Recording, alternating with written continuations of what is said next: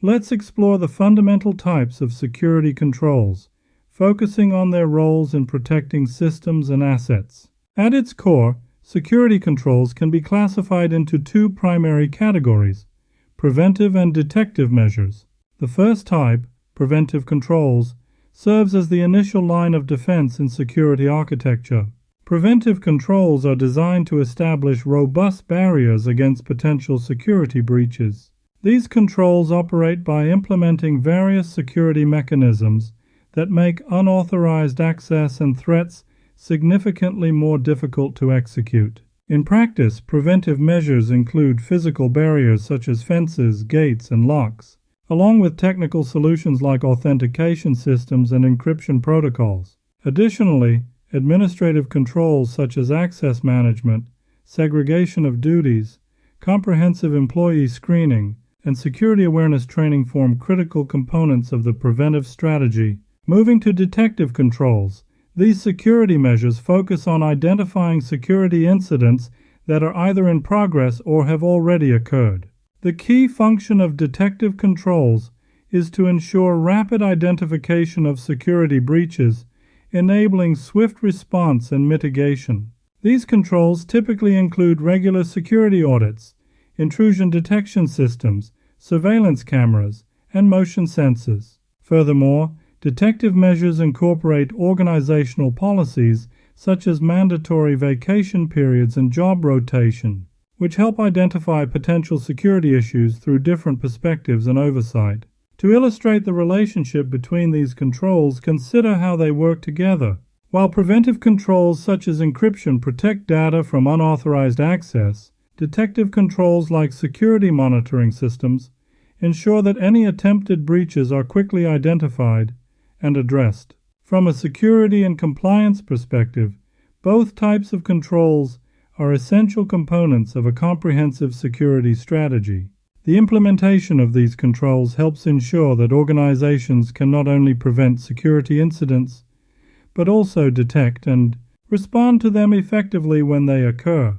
Critical to this process is understanding that these controls don't operate in isolation. Rather than relying solely on one type, organizations typically implement a balanced combination of both preventive and detective measures to create a more robust security posture.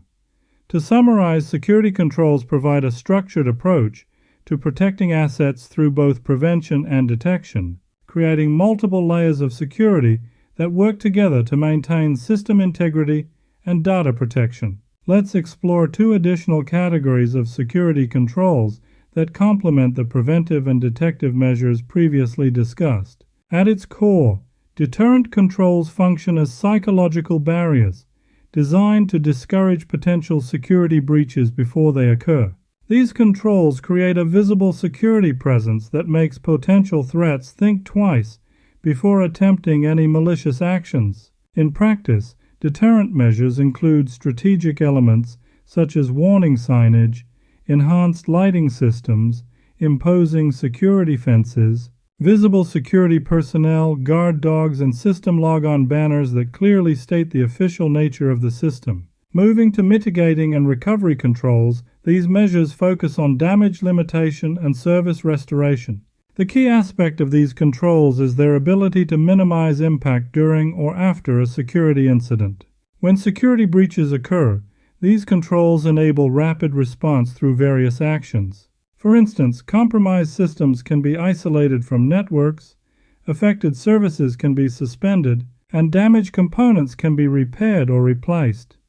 Additionally, these controls include emergency response mechanisms such as fire suppression systems that prevent the spread of physical threats. Furthermore, organizations implement corrective or compensating controls to address specific security gaps. These controls serve as supplementary measures when primary security controls may not provide complete coverage. The purpose of these controls is to ensure comprehensive security coverage by filling any remaining vulnerabilities in the security architecture.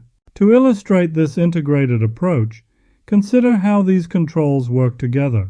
While deterrent controls like warning signs discourage unauthorized access attempts, Mitigating controls ensure that any successful breaches have limited impact, and compensating controls address any remaining security gaps. From a security architecture perspective, these various control types form layers of defense. Rather than relying on a single type of control, organizations implement multiple layers to create a more resilient security posture. The relationship between these controls is particularly important.